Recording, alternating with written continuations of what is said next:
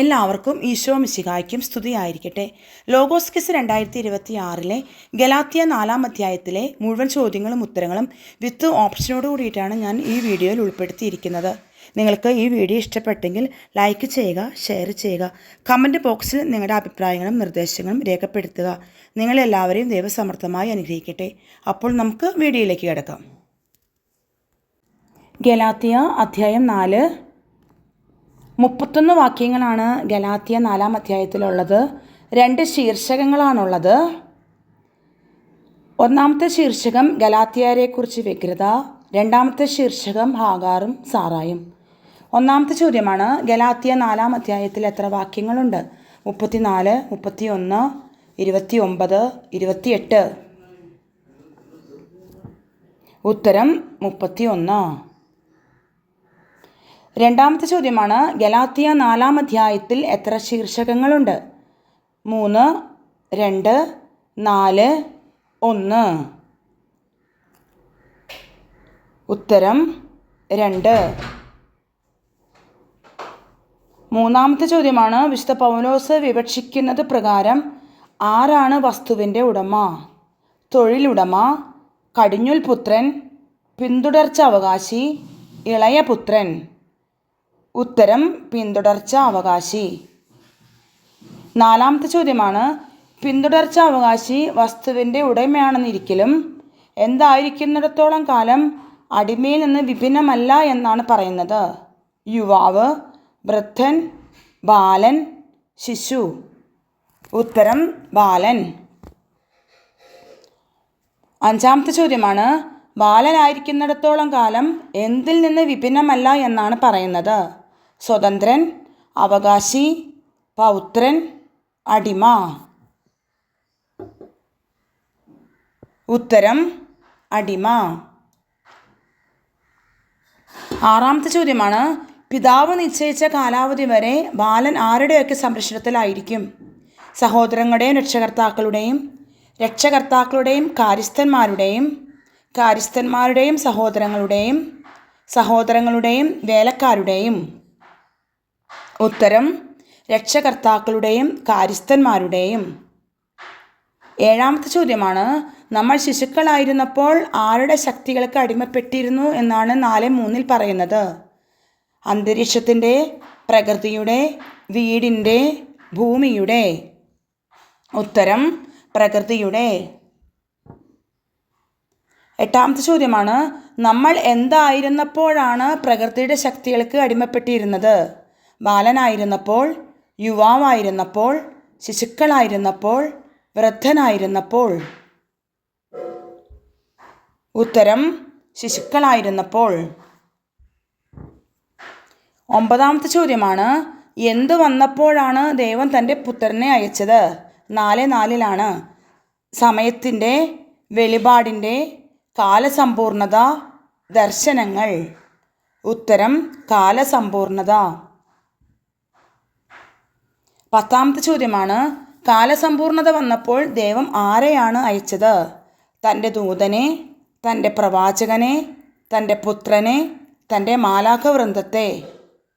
ഉത്തരം തൻ്റെ പുത്രനെ.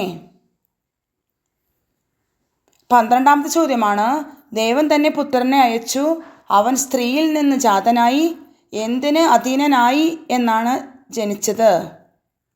അധികാരത്തിന്, നിയമത്തിന്, ഭരണത്തിന്, വസ്തുക്കൾക്ക്. ഉത്തരം നിയമത്തിന്. 13ാമത്തെ ചോദ്യമാണ്, നമ്മെ പുത്രന്മാരായി എന്ത് ചെയ്യുന്നതിനാണ് അവ നിയമത്തിന് അധീനനായി കഴിഞ്ഞവരെ വിമുക്തരാക്കിയത്?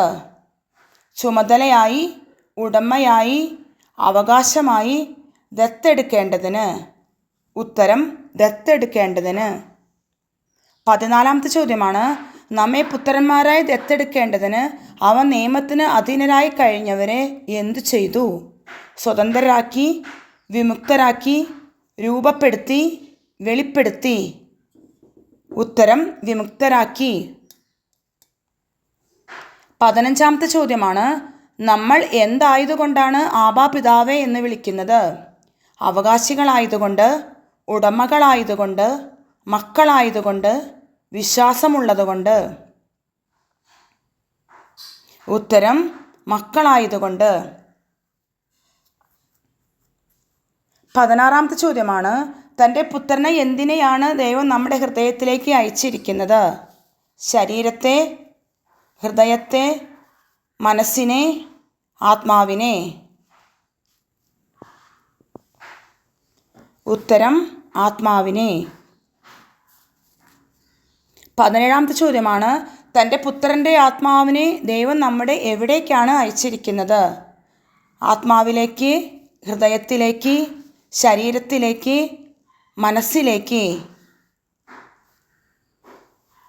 ഉത്തരം ഹൃദയത്തിലേക്ക്. 18ാമത്തെ ചോദ്യമാണ്, ആകയാൽ നീ ഇനിമേൽ ദാസനല്ല, പിന്നെയോ ഡാഷ് പൂരിപ്പിക്കുക. പിതാവാണ്, ഉടമയാണ്, പുത്രനാണ്, പാലകനാണ്? ഉത്തരം പുത്രനാണ്. 19ാമത്തെ ചോദ്യമാണ്, പുത്രനെങ്കിൽ ദൈവഹിതമനുസരിച്ച് എന്താണ്? ആത്മാവാണ്, വാഗ്ദാനമാണ്, അവകാശിയാണ്, കാവലാണ്? ഉത്തരം അവകാശിയാണ്. 20ാമത്തെ ചോദ്യമാണ്, ഗലാത്യ 4-ാം അധ്യായത്തിലെ 1-ാമത്തെ ശീർഷകം എന്ത്? 8 മുതൽ 20 വരെയാണ്. ഗ്രീക്കുകാരെക്കുറിച്ച് വ്യഗ്രത, അടിമകളെക്കുറിച്ച് വ്യഗ്രത, പുത്രനെക്കുറിച്ച് വ്യഗ്രത, ഗലാത്യക്കാരെക്കുറിച്ച് വ്യഗ്രത? ഉത്തരം ഗലാത്യക്കാരെക്കുറിച്ച് വ്യഗ്രത. 21ാമത്തെ ചോദ്യമാണ്, ദൈവത്തെ അറിയാതിരുന്ന അന്ന് നിങ്ങൾ യഥാർത്ഥത്തിൽ ആരെയാണ് സേവിച്ചത് എന്നാണ് പറയുന്നത്? കൽപ്പനകളല്ലാത്തവയെ, പ്രമാണമല്ലാത്തവയെ, ദൈവമല്ലാത്തവയെ, വാഗ്ദാനമല്ലാത്തവയെ? ഉത്തരം ദൈവമല്ലാത്തവയെ. 22ാമത്തെ ചോദ്യമാണ്, ഇപ്പോൾ നിങ്ങൾ ദൈവത്തെ അറിയുന്നു, അതിലുമുപരി ദൈവം നിങ്ങളെ അറിയുന്നു. അധ്യായം വാക്യം 4:8, 4:2, 4:1, 4:9? ഉത്തരം 4:9. 23ാമത്തെ ചോദ്യമാണ്, ബലഹീനങ്ങളും വ്യർത്ഥങ്ങളുമായ എന്താണ് എന്നാണ് പറയുന്നത്? ഭൗതിക ശക്തി, പ്രപഞ്ചശക്തി, വസ്തുശക്തി, ധനശക്തി? ഉത്തരം പ്രപഞ്ചശക്തി. 24ാമത്തെ ചോദ്യമാണ്, എങ്ങനെയുള്ള പ്രപഞ്ചശക്തി എന്നാണ് 4:9 പറയുന്നത്? ഭൗതികങ്ങളും വ്യർത്ഥങ്ങളും, ബലഹീനങ്ങളും മിഥ്യകളും, ബലഹീനങ്ങളും വ്യർത്ഥങ്ങളും, ഭൗതികങ്ങളും വ്യർത്ഥങ്ങളും? ഉത്തരം ബലഹീനങ്ങളും വ്യർത്ഥങ്ങളും. 25ാമത്തെ ചോദ്യമാണ്, പ്രപഞ്ചശക്തികളുടെ അടുത്തേക്ക് വീണ്ടും എങ്ങനെ പോകാൻ നിങ്ങൾക്ക് എങ്ങനെ സാധിക്കുമെന്നാണ് 4:9 പറയുന്നത്? മടങ്ങിപ്പോകാൻ, വിളിച്ചു പോകാൻ, ആഹ്ലാദിച്ചു പോകാൻ, തിരിച്ചു പോകാൻ? ഉത്തരം തിരിച്ചു പോകാൻ. 26ാമത്തെ ചോദ്യമാണ്, ഒരിക്കൽ കൂടി പ്രപഞ്ചശക്തികളുടെ എന്താവാൻ നിങ്ങൾ ഇച്ഛിക്കുന്നുവോ എന്നാണ് ചോദിക്കുന്നത്? ഭരണാധികാരിയാവാൻ, അടിമയാകാൻ, സേവകരാകാൻ, ഭൃത്യനാകാൻ? ഉത്തരം സേവകരാകാൻ. 27ാമത്തെ ചോദ്യമാണ്, ഗലാത്യക്കാർ എന്തെല്ലാം ആചരിക്കുന്നവർ എന്നാണ് വിശുദ്ധ പൗലോസ് പറയുന്നതിൽ 1, 2 ഏത്? ഉത്സവങ്ങളും ദിനങ്ങളും, ദിവസങ്ങളും മാസങ്ങളും, ആഘോഷങ്ങളും മാസങ്ങളും, ദിവസങ്ങളും വർഷങ്ങളും? ഉത്തരം ദിവസങ്ങളും മാസങ്ങളും. 28ാമത്തെ ചോദ്യമാണ്, ഗലാത്യക്കാർ എന്തെല്ലാം ആചരിക്കുന്നുവെന്ന് വിശുദ്ധ പൗലോസ് പറയുന്നതിൽ 3, 4 കാര്യങ്ങൾ ഏത്? മാസങ്ങളും ഉത്സവങ്ങളും, വർഷങ്ങളും സമ്മേളനങ്ങളും, ഉത്സവങ്ങളും ദിനങ്ങളും, ദിവസങ്ങളും ദിനങ്ങളും? ഉത്തരം ഋതുക്കളും വർഷങ്ങളും.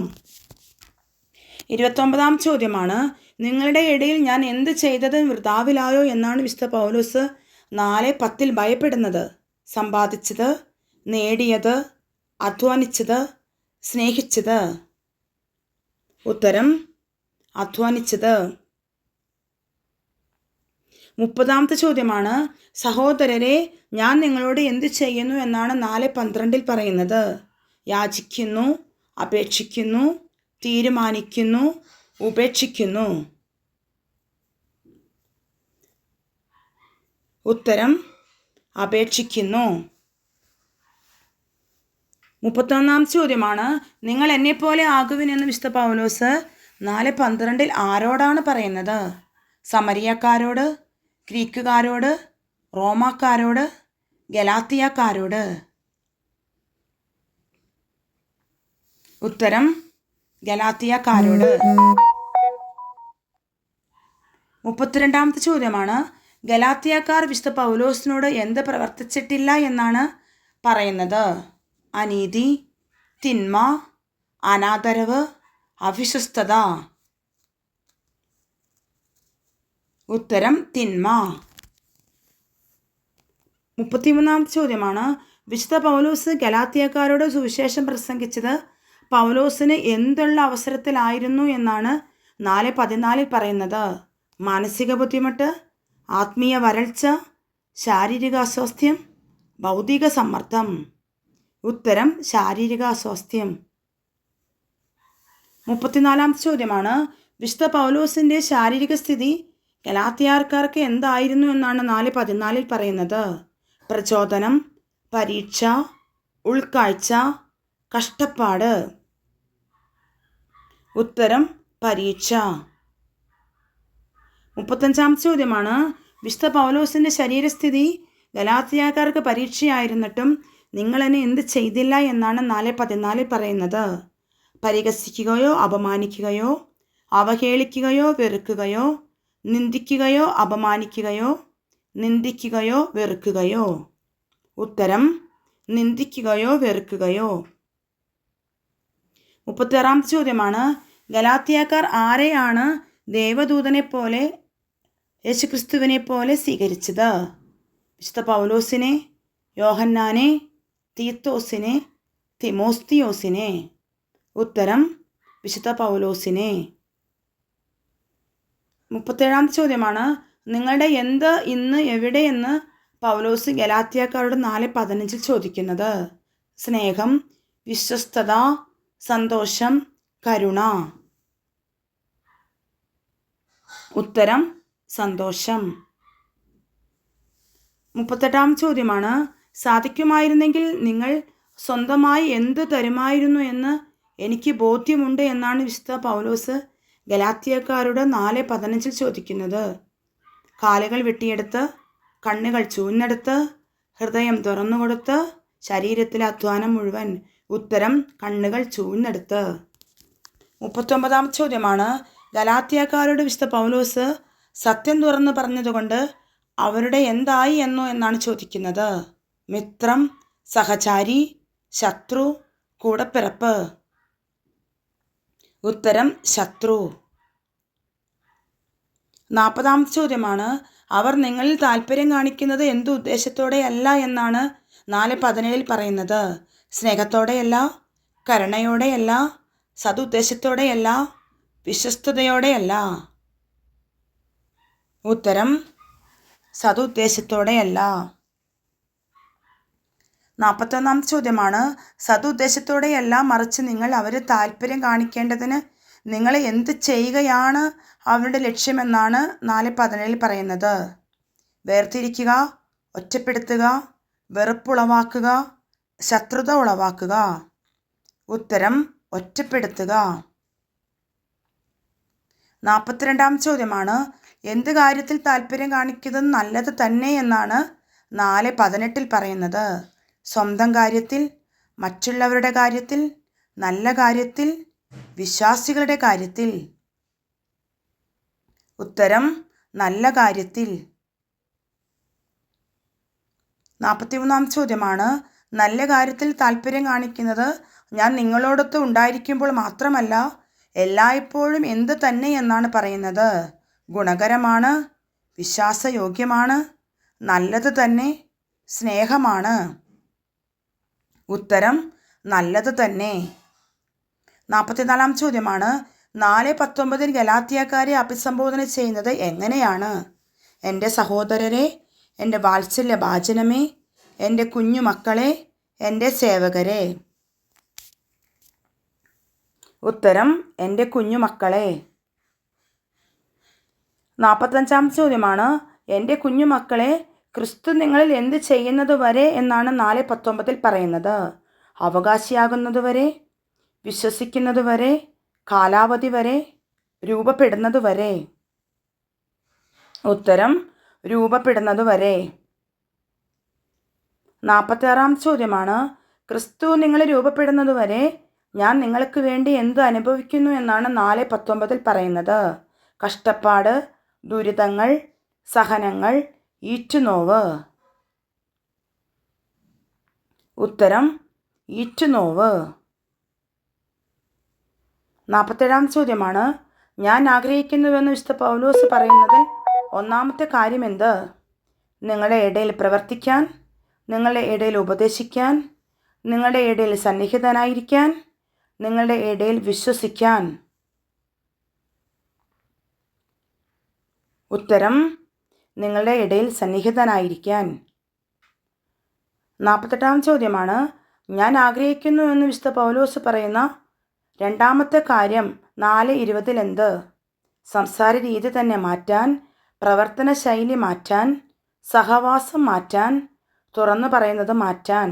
ഉത്തരം സംസാര രീതി തന്നെ മാറ്റാൻ. 49 ചോദ്യമാണ്, നിങ്ങളെക്കുറിച്ച് ഞാൻ അസ്വസ്ഥനാണ് എന്ന് വിശുദ്ധ പൗലോസ്ലീഹ 4:20 പറയുന്നത് ആരെയാണ്? റോമായിനെക്കുറിച്ച്, ഗലാത്യക്കാരെക്കുറിച്ച്, ഗ്രീക്കുകാരെക്കുറിച്ച്, എഫെസോസുകാരെക്കുറിച്ച്. ഉത്തരം ഗലാത്യക്കാരെക്കുറിച്ച്. 50 ചോദ്യമാണ്, 4 അധ്യായത്തിലെ രണ്ടാമത്തെ ശീർഷകം എന്ത്? 21 മുതൽ 30 വരെയാണ്. സാറായും ലെയായും, ഹാഗാറും സാറായും, റാഹേലും സാറായും, സാറായും എസ്തേറും. ഉത്തരം ഹാഗാറും സാറായും. 51 ചോദ്യമാണ്, എന്തിന് വിധേയരായിരിക്കാൻ അഭിലഷിക്കുന്ന നിങ്ങൾ എന്നാണ് ഗലാത്യക്കാരുടെ 4:21 പറയുന്നത്? പ്രമാണത്തിന്, വിശ്വസ്തതയ്ക്ക്, നിയമത്തിന്, പരിച്ഛേദനത്തിന്. ഉത്തരം നിയമത്തിന്. 52 ചോദ്യമാണ്, നിയമത്തിന് വിധേയരായിരിക്കാൻ അഭിലഷിക്കുന്ന നിങ്ങൾ എന്നോട് പറയുവിൻ, നിങ്ങൾ നിയമം എന്ത് ചെയ്യുകയില്ലേ എന്നാണ് ചോദിക്കുന്നത്. പാലിക്കുകയില്ലേ, ആദരിക്കുകയില്ലേ, അനുസരിക്കുകയില്ലേ, പ്രഖ്യാപിക്കുകയില്ലേ? ഉത്തരം അനുസരിക്കുകയില്ലേ. 54 ചോദ്യമാണ്, എന്തെന്നാൽ ഇപ്രകാരം എന്ത് ചെയ്തിരിക്കുന്നു എന്നാണ് 4:22 പറയുന്നത്? പൂർത്തിയാക്കപ്പെട്ടിരിക്കുന്നു, പ്രഖ്യാപിക്കപ്പെട്ടിരിക്കുന്നു, എഴുതപ്പെട്ടിരിക്കുന്നു, ചെയ്യപ്പെട്ടിരിക്കുന്നു. ഉത്തരം എഴുതപ്പെട്ടിരിക്കുന്നു. 55 ചോദ്യമാണ്, അബ്രാഹത്തിന് എത്ര പുത്രന്മാർ ഉണ്ടായിരുന്നു എന്നാണ് 4:22 പറയുന്നത്? 2, 3, 1, 4. ഉത്തരം 2. 56 ചോദ്യമാണ്, ആദ്യം പറയുന്ന ഒരുവൻ ആരിൽ നിന്നാണ് ഉണ്ടായത്? അടിമയിൽ നിന്ന്, വിജാതീയരിൽ നിന്ന്, ദാസിയിൽ നിന്ന്, സ്വതന്ത്രയിൽ നിന്ന്.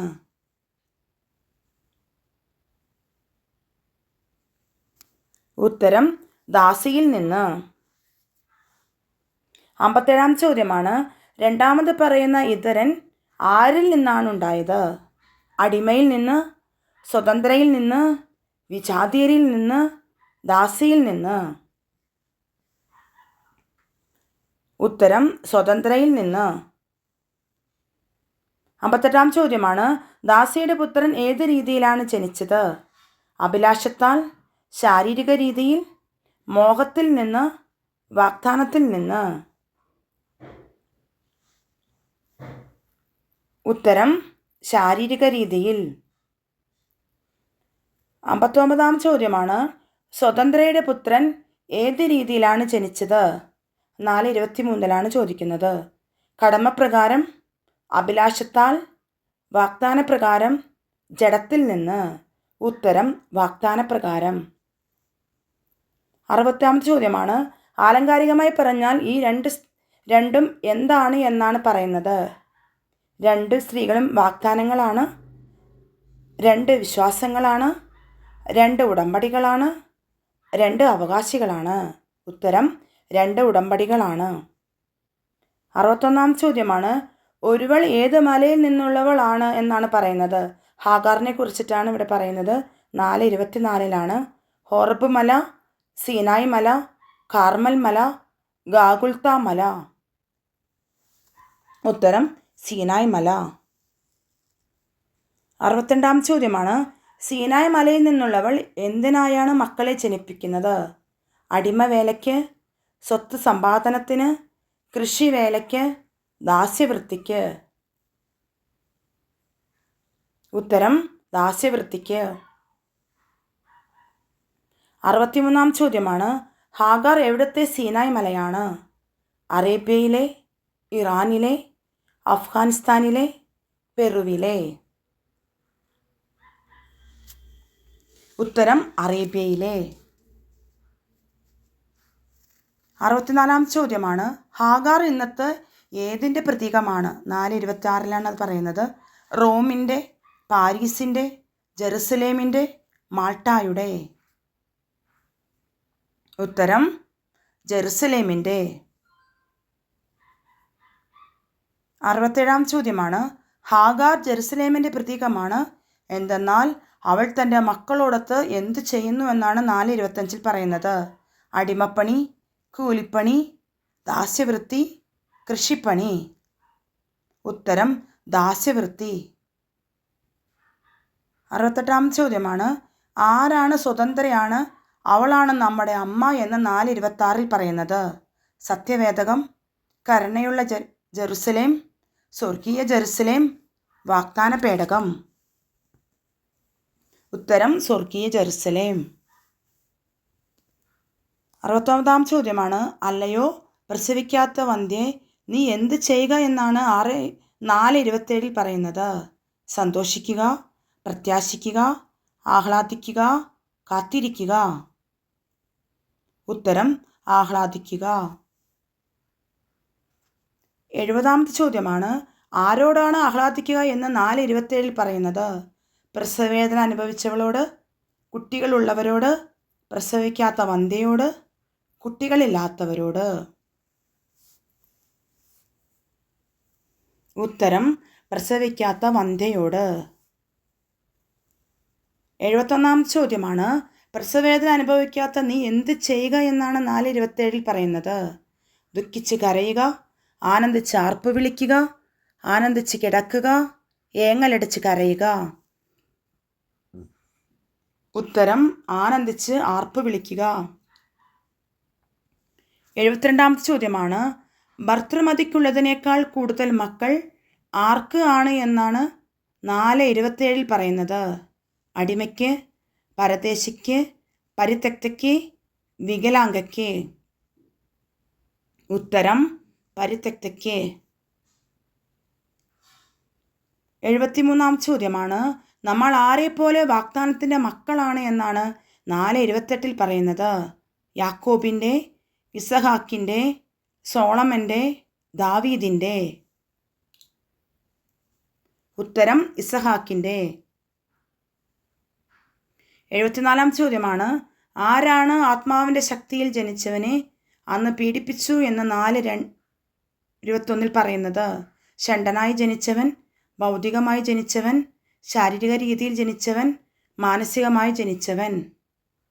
ഉത്തരം ശാരീരിക രീതിയിൽ ജനിച്ചവൻ. ഇന്നും അതുപോലെ തന്നെയാണ് എന്ന് 4:29 പറയുന്നത് എന്താണ്? മാനസിക രീതിയിൽ ജനിച്ചവൻ ആത്മാവിൻ്റെ ശക്തിയിൽ ജനിച്ചവനെ പീഡിപ്പിച്ചു, ആത്മാവിൽ ജനിച്ചവൻ ശാരീരിക രീതിയിൽ ജനിച്ചവനെ പീഡിപ്പിച്ചു, ശാരീരിക രീതിയിൽ ജനിച്ചവൻ ആത്മാവിൻ്റെ ശക്തിയിൽ ജനിച്ചവനെ പീഡിപ്പിച്ചു.